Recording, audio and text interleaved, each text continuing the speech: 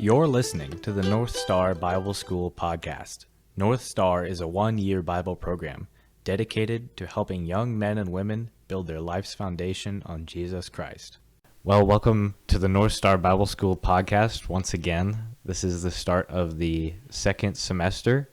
We missed a few podcast episodes near the end of the semester, mainly because some professors got sick, or we had different professors throughout the week, or I actually left early from the school, so we missed a few. But now we're back strong.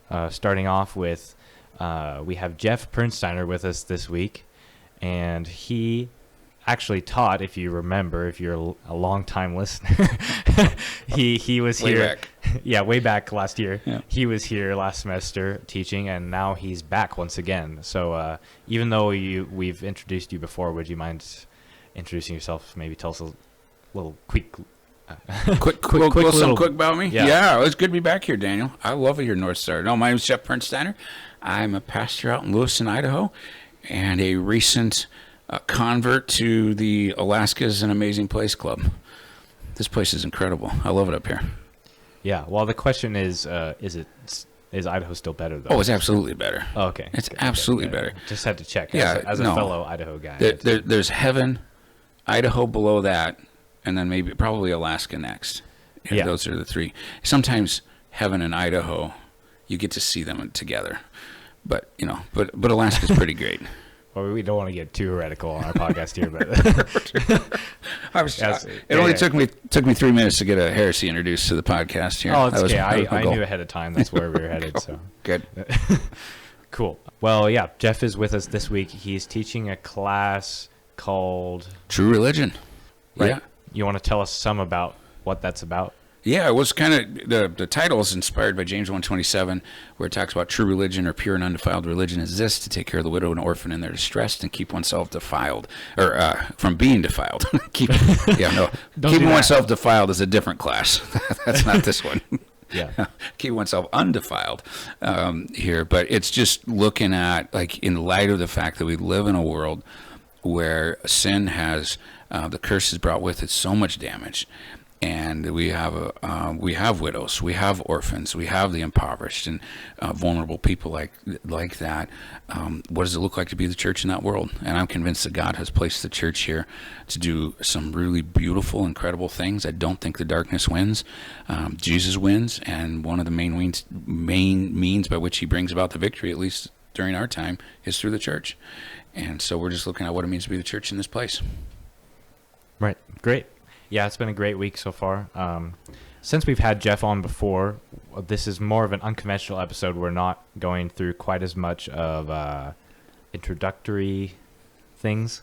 So we're going to be doing more of like some random talk about things on campus, how things have been during the week, that kind of thing. And we might get lost on some rabbit trails, but that's okay. It's going to be fun. Fine rabbit trails they'll be. But cool. Yeah, but I can still, even though we've done this before, I can still ask you some of our questions from previous episodes. First off, I want to ask just what has been your highlight so far. It's the people. Yeah? It's the people. And I say that saying Alaska is gorgeous. I got to see, it's such a beautiful place. The mountains here, oh my word, they just make your heart sing. Seeing Denali. It's literally the largest object on the North American continent, and it is every bit as beautiful and as majestic as they say it is. I got to see 2 moose, which I don't think you can officially say you've been to Alaska until you've seen one. And I got to see 2 of them. One of them was just giant rack of antlers on it. Oh, yeah. And it's just gorgeous here and beautiful, and there's great adventures. And all that said, it's the people of North Star Bible. It's the best part of this whole thing. Cool. It's the staff, the students. They're fantastic. This is an incredible group of people here. Yeah. One, it's been beautiful all week, too. Well, yeah. Yeah. Yeah, if you're into snow. Yeah. Oh, yeah. I mean, the snow's been getting deeper. I think it was only like one day that we got most of our snow. And it's like, Michelle saying? It's like 2 knees. 2 knees. Yeah. One of the girls here, she measured it. She came in. She's like, "Oh, it's about a half knee of snow out there," which she meant halfway up her leg. Yeah. Yep. halfway up her shin. No, I think we got. Oh, I haven't heard an official number. I think it was 24 inches of snow in like 24 hours, give or take. Yeah, something like that. It was about that. Yeah. It was a lot of snow, but man, it's beautiful. So and it's beautiful. been cold and this time of year, it's basically the sun's setting all day. Yeah. The sun comes up just barely above the horizon and stays there and then goes down.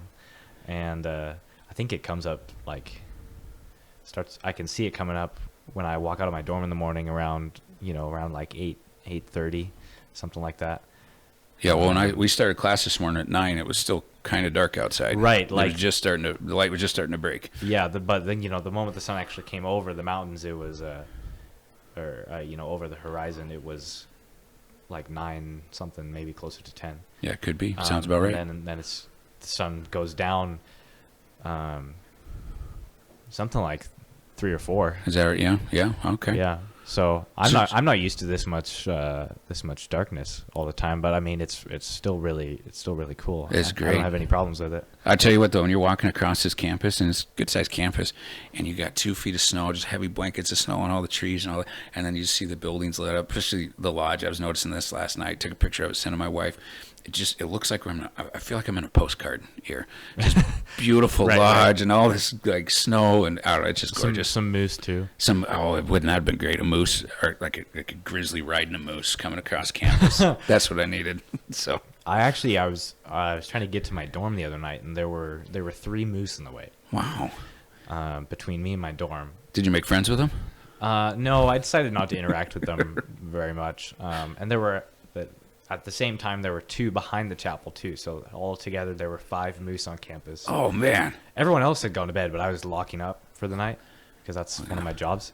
But I didn't know how to get to my dorm, so I didn't steal it. I took one of the vehicles that I'm allowed to drive and drove it over to my room, so I could just drive through the moose. Through moose, yeah. Yeah. Yeah, they're impressive creatures. Yeah, but you don't want to mess with them. Is that? Yeah, okay. I'll take your word for that. Yeah, I mean, you could go try and pet it or ride it if you want, but I'll be behind a door videoing. I bet you if we talked to one of the boys and dared them to, they'd probably try to take one on. Oh, I'm sure. Yeah, yeah. I have a few in mind who probably would. $20 says you can't ride this. Yeah. Okay. Yeah. Oh, anyway, back to your original question though. It's the students, it's the people here that I love. It really is. And those of you that are listening, and if you're the staff here, the staff here, they are just one of the things I love them. Like every single one of them is absolutely in love with the students. I'm sure you've experienced this. I mean, we're talking from executive director to I don't even know what everybody's roles are. For sure. Mark, Tracy, Luke, Megan, and the rest of the crew, the kitchen staff, the maintenance staff. You should see them at meals with the students.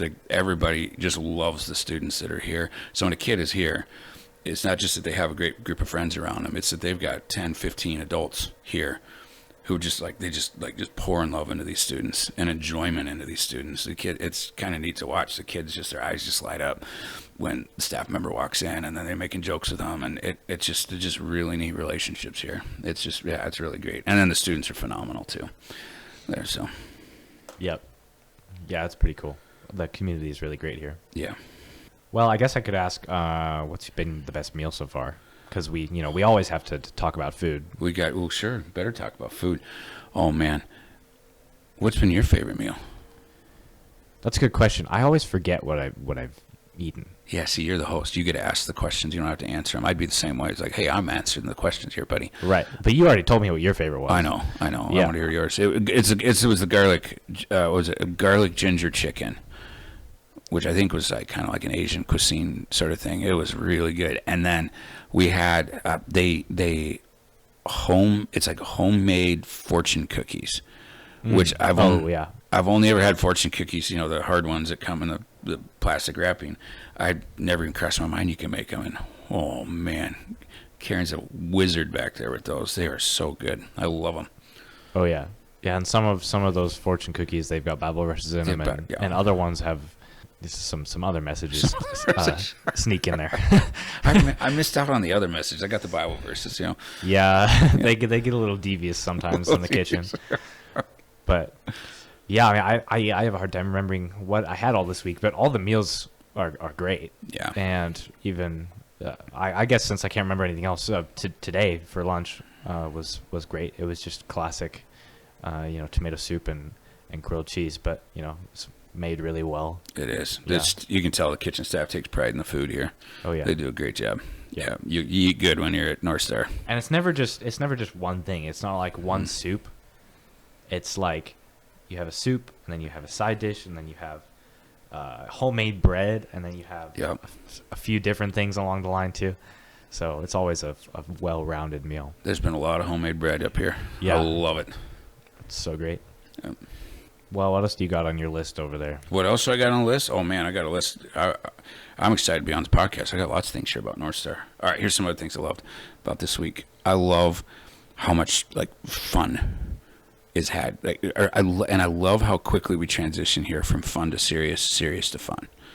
Yeah. So when we're this, a lot of times you get people that are really good at being serious, and then a lot of people who only want to have fun. But here, when you're in the classroom, or when you're sitting around the fire, people have serious conversations about faith, about life. They're real, they're honest. You can tell they've spent some time really thinking through who Christ is and what they want to do with their lives and all that. And at the same token, the second that's done, there's some adventure happening. And there's just some super fun thing. It could be simple things, just I played a lot of ping pong this week, and that's just fun. And then the first night I was here, first night I was here, we went down to the lake, which is frozen all the way through. They built, without question, the largest bonfire I've ever seen in my life. I think the top of it was probably, 10, 15 feet in the air? Yeah, I'd say something close to 10. Around 10 feet. What we did was part of our works. We have an option for work studies here to pay off tuition, and part of that was we went and we cut down a bunch of trees and sold firewood. But you can't really sell the tops of the trees that are the thin stuff, and so we went out and we grabbed all the tops of the trees that we had cut off and leaned them all up against each other in this massive pile, and then we poured gasoline on it. We poured diesel and some oil on it to get it going. And lit it in the coolest way a fire has ever been lit. Rochelle, standing 20 feet back with a Roman candle, nails the wood pile, and it just goes up. Yep. Oh, it was so funny.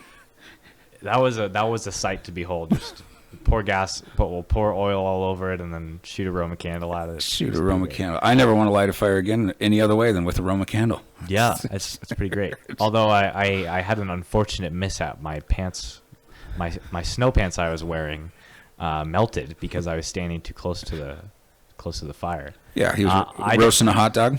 Yeah, I was just roasting a hot dog, and I was full arm's length away with plus the roasting stick length, and that was 4 feet. So I was a good distance away, but the sides of my legs melted. But you got a roasted hot dog out of the deal. That's true. I did get a pretty good roasted hot dog. Yeah. So the price was price well paid. Yeah.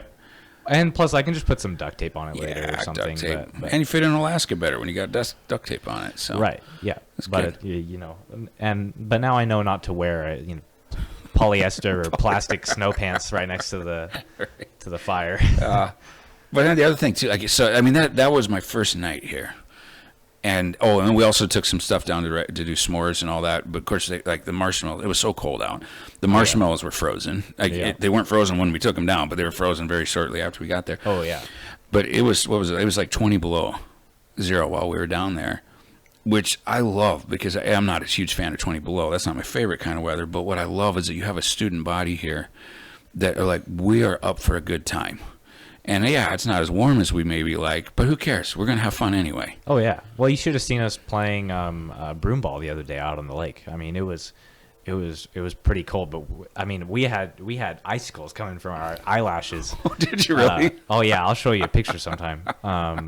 Yeah. Well, we were all frozen, but yeah, it was a good time. Anyways, we were all running around.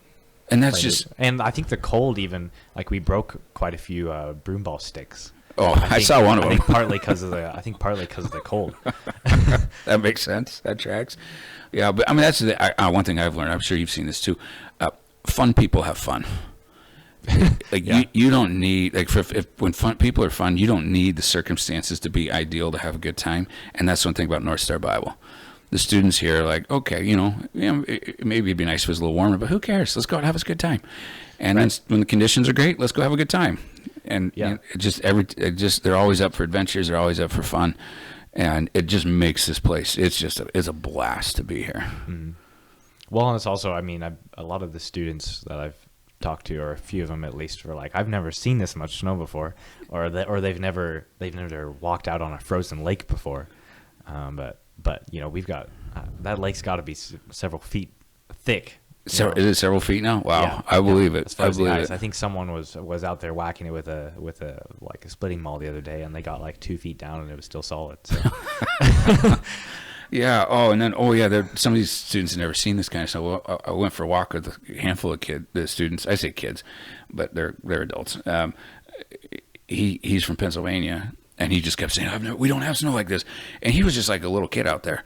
Like he was just like literally just full on diving into the snow and like tunneling underneath it. Yeah. Just laughing and having a great time. If you're listening, we're not calling you kid. We're just yeah.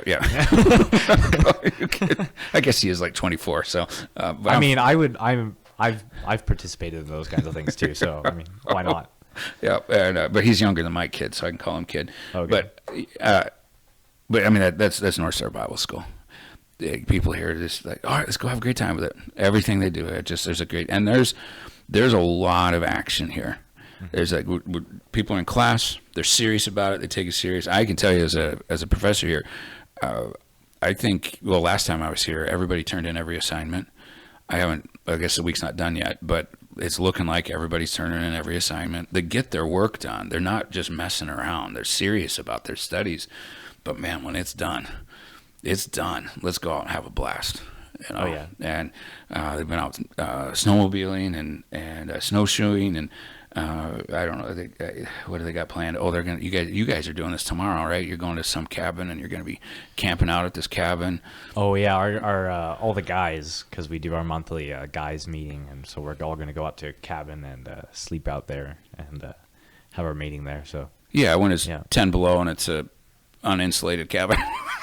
Uninsulated is a stretch. I mean, logs are pretty good insulation. Oh, okay, there you go. It does have a fireplace. It's a log cabin. I mean, that's how my house is insulated. So. Oh, that's true. That's true. Yeah, yeah. As long as we get the fire going for a while to warm up the place. Yeah. Yeah. But what I'm certain, whatever when you guys head down there and however you're there for a day or whatever you're doing, you guys are gonna be laughing and having a good time. Oh yeah, it'll be great. Yeah, it's just what happens at North Star. Yep, for sure. Yep. I'd say you could come with us, but I guess you're probably taking off near the end of the week. There's that whole obnoxious plane ride back home thing. Yeah. And I'd love to come with you, but my wife is on the other side of that plane ride, and I wouldn't mind seeing her again. Oh, yeah, that's important. Well, you want to talk about classes? Sure, let's talk about how classes go. Oh, I want to talk about classes here. So, okay, kind of give you the idea of the subject matter. The caring for the widow and orphan that are distressed, just what it means to be in church in a dark world. One of the coolest things I did this week is, so I like, when I'm teaching, my goal is not to disseminate information. If they want information, they can jump on Google. Google has information. Right. What I want is I want to connect with hearts. And I want, in particular, those hearts to connect to Jesus. And so what I did is, for one of our assignments, is that every student took a walk with me. Like, we went in groups of usually it's 4 to 5 of us, and we walked for 45 minutes, give or take. And I just had these series of questions that we'd ask. And one of the questions that we asked while we were out walking was just, if you could solve any problem in the world today, what would you solve? And one of the privileges I had that no one else here got is that I got to hear the answer of every single student. Yeah. And then we talked about, I asked the question of who's the best person you've ever personally known in your life?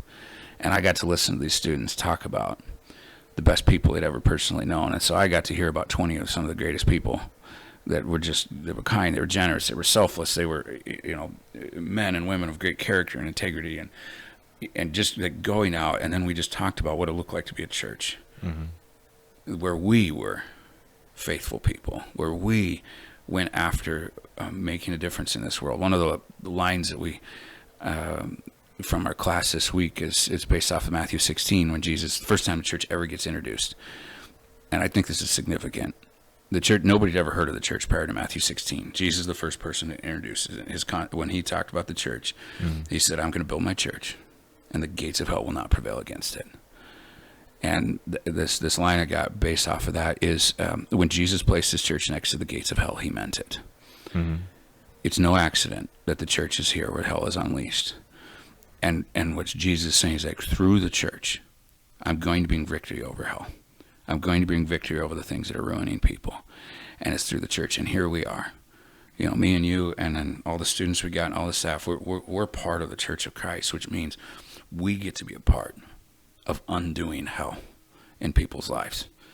And I just think this is just such a great thing. So go walking out with these students, and we're just dreaming of what the church can be, and who we can be as individuals inside of it, and what Christ can do with us. And it's so good. Ultimately, the victory is his. Ultimately, when we get to the end, we're not going to be like, hey, we won because the North Star and Jeff Pernsteiner went out and did amazing things. We're going to get to the end and say that was done because Jesus did it. Right. But the way he did it, or the way he will have done it, is at least part of it. It's going to be through us. Right. And I think that's one of the coolest things in the whole wide world. There, so yeah. Well, and then the gates of hell won't prevail. That's a offensive language. Like the church actually needs to do things. It's not the gates of the church will prevail against hell. It's they won't prevail. We're going to defeat hell. That's such a profound thought, isn't it? Like I don't know how you. The way I grew up understanding this passage, maybe you grew up differently on this one, and I don't know where I got this. I have no memory of anybody telling me this. My thought of that when Jesus talked about hell not prevailing, I always thought like, okay, here the church is, and hell's going to come and try to knock us off our game, and you're going to introduce false doctrine, or going to get us to, disqualify ourselves morally, or which hell does do that too. But I always had us on the defense. And right. But then like you're talking, it's like it's not our gates, it's hell's gates. Yeah, exactly. And it's like we're on the offensive. Yep. We're coming after Ed. And I don't know. I like that. I like the idea of 100%. Offense better than defense. Yep. Sure, so. I like it too. Yeah. Yeah. And that's ultimately the heart behind the class, is just us just finding our spot in this world that's just gone so terribly wrong. And I don't know, you guys listening in, I'm not telling you anything you don't know. I've never once gone to somebody and said, hey, do you know the world's got some problems in it? And people are like, what? I have no idea what you're talking about. Right, yeah. Like, we all have stories. We have all have stories how it's gone wrong for us in heartbreaking ways. How it's gone wrong for people we love, or how it's gone wrong for the community or society that we exist inside of. Like we all know. We all know that it's terrible.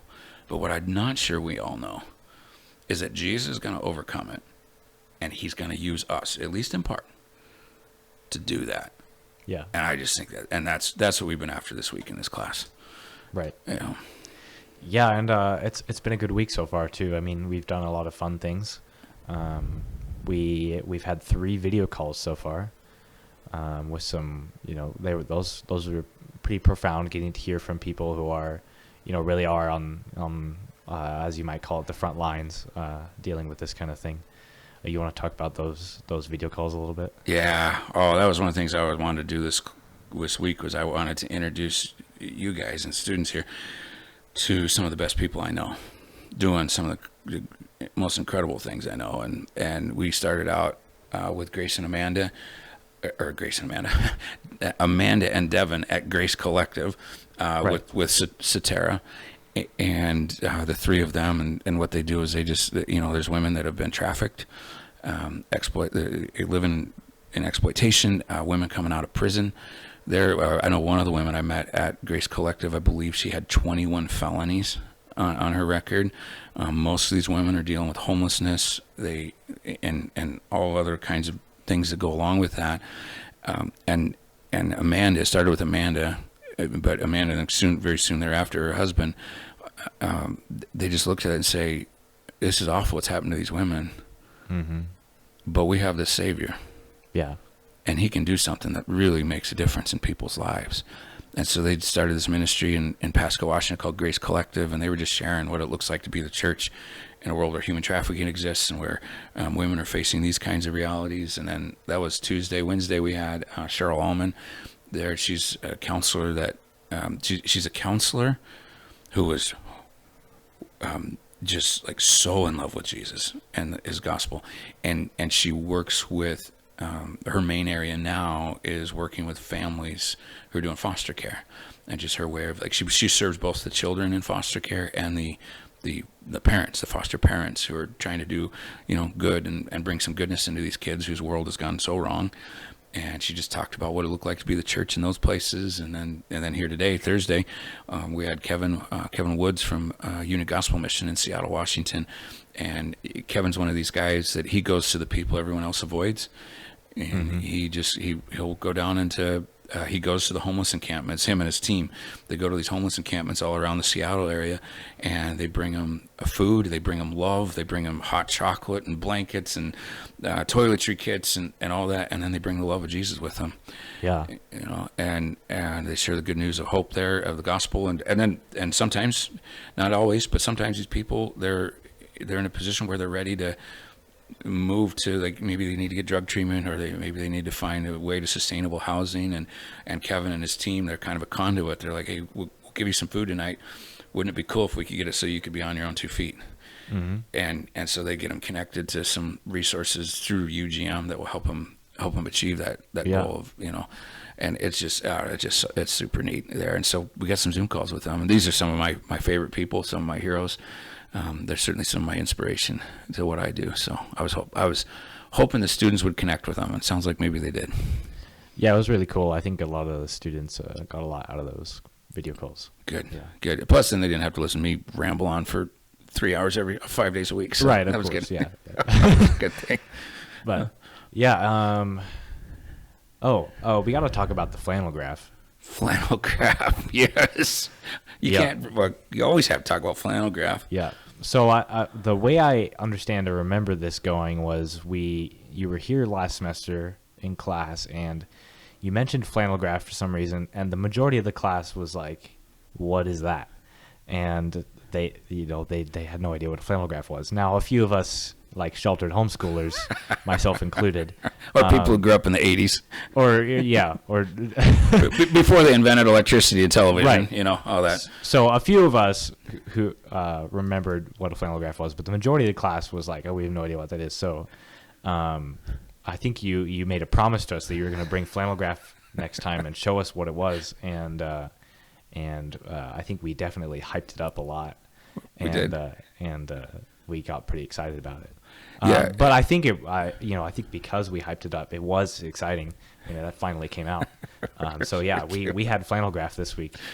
You should tell us about it. Flannel graph, Jesus. Yeah. No. And not only were they excited about it, I got 3 text messages before I came up here this week of like, "You're going to remember to bring flannel graph, right?" Yeah. So, like, all right, I'll bring it. No, it was kind of funny. So I do this work with kids that are coming out of abusive homes and poverty, addiction, homelessness, that kind of thing.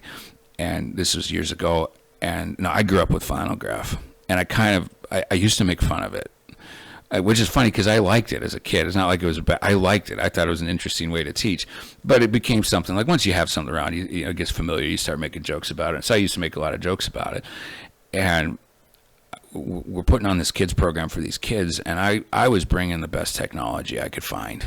I had all these videos and all this, like, I was like trying to get like as cutting edge, well, at least as cutting edge as I get. I'm not like I'm a super tech guy, but I thought I've got some really high quality material together, and I'm playing it for these kids. And I turned that first video on. They made 30 seconds into it, and they were gone. Yeah. They didn't care at all about anything that I'd prepared.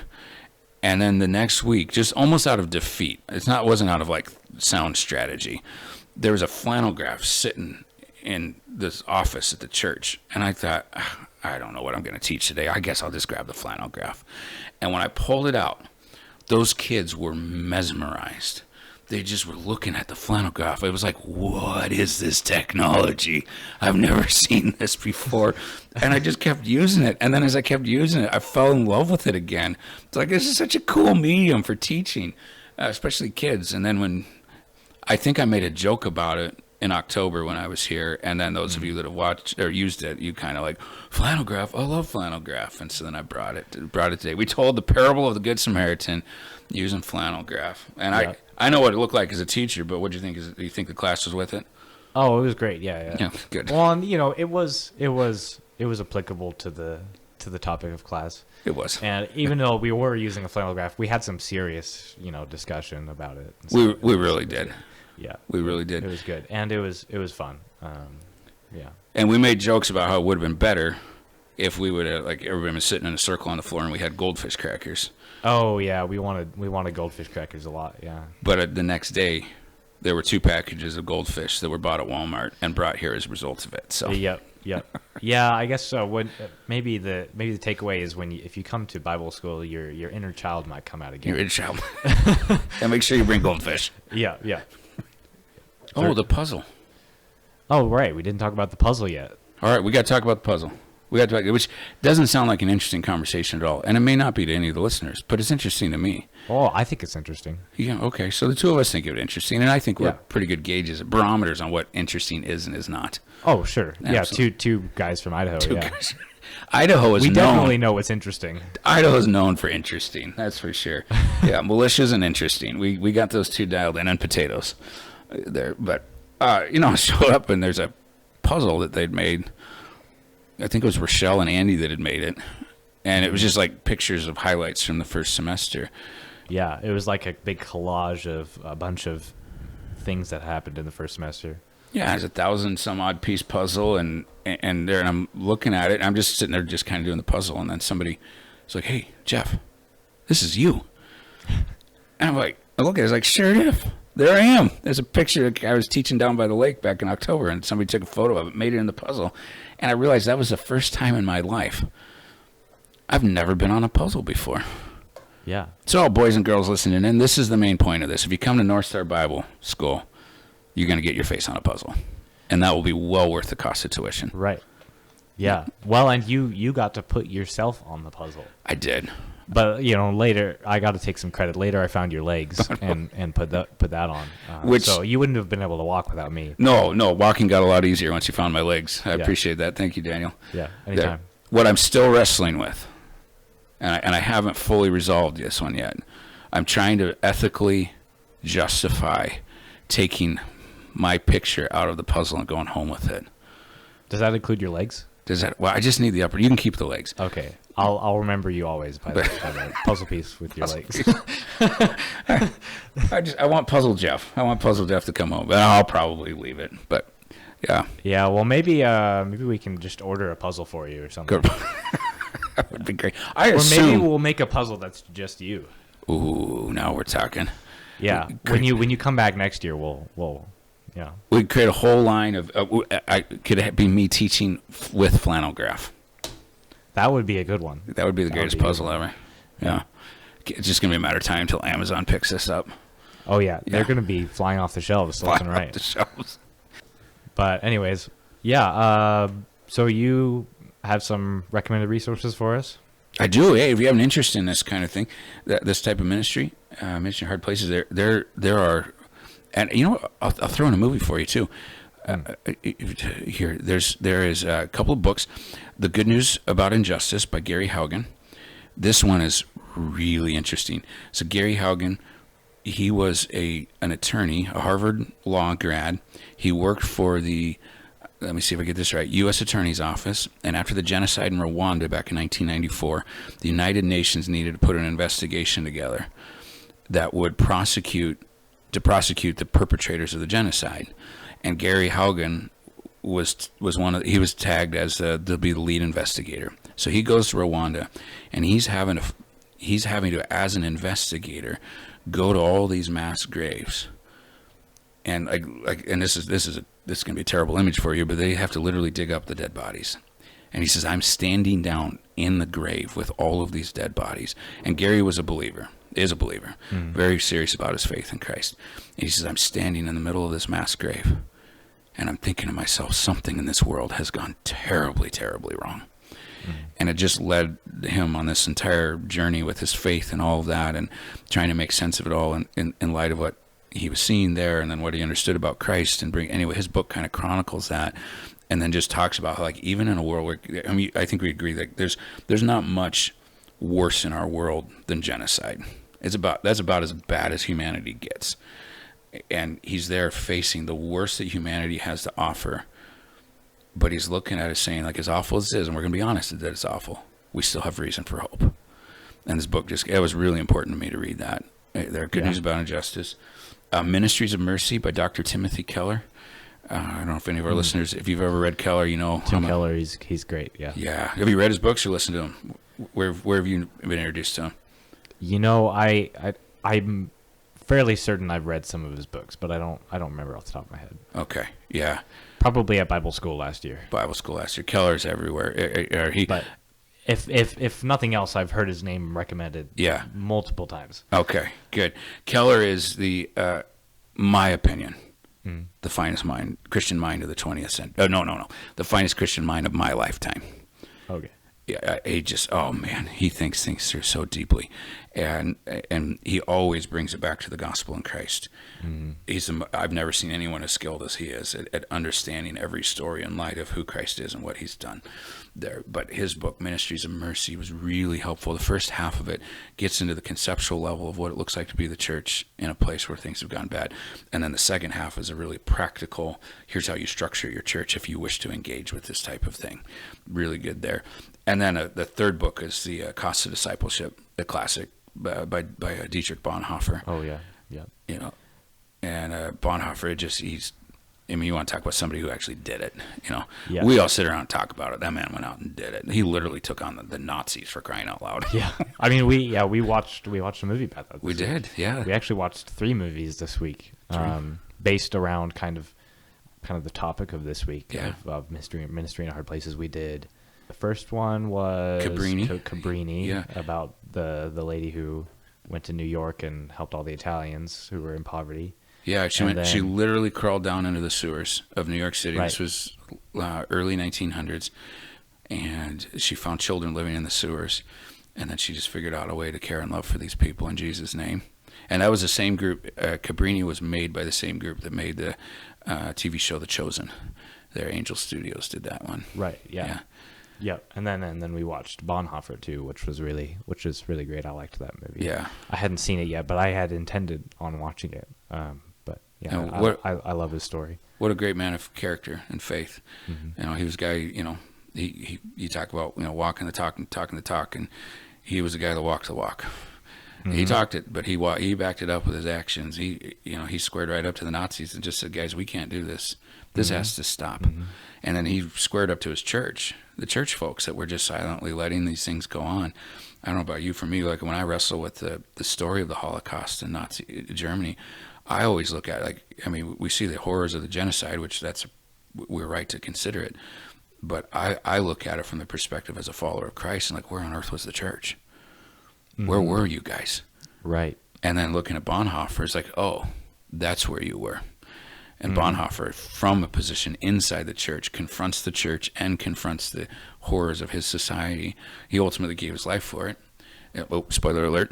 But he does wind up dying in it. But he I don't know. He backed it up. Yeah, and I think my favorite scene was probably at the end when they're about to hang him, and he does communion with all the other prisoners there, and also some of the German soldiers who had kind of.